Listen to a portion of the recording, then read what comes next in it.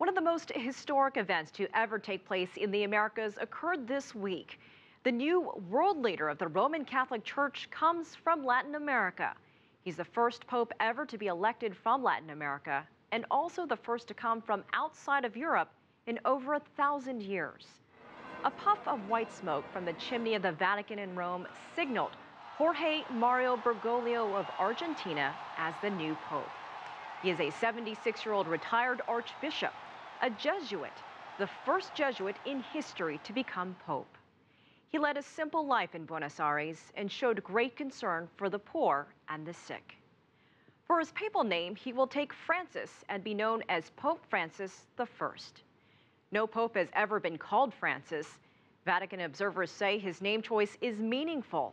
It honors Saint Francis of Assisi, who was born to a prosperous clothing merchant, but gave up his wealth to serve the poor and destitute. He loved animals and nature and is often pictured with birds for whom he had a special fondness. According to legend, Saint Francis once saw a leper whose sores and smell repelled him. But instead of turning away, Saint Francis kissed his hand. The leper returned the kiss, then disappeared. The kiss is thought to represent peace. Vatican insiders believe Pope Francis will direct and rebuild the church in much the same way, using St. Francis's sensitivity and inclusiveness as a guide to help all.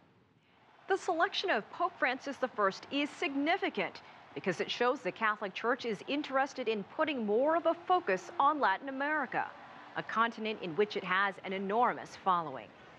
Vatican analysts have said this past week that this is the moment of Latin America. That brings us to the conclusion of our broadcast this week. You can find us on the web at cctv-america.com. And you can also find us on Facebook at cctvamerica.com.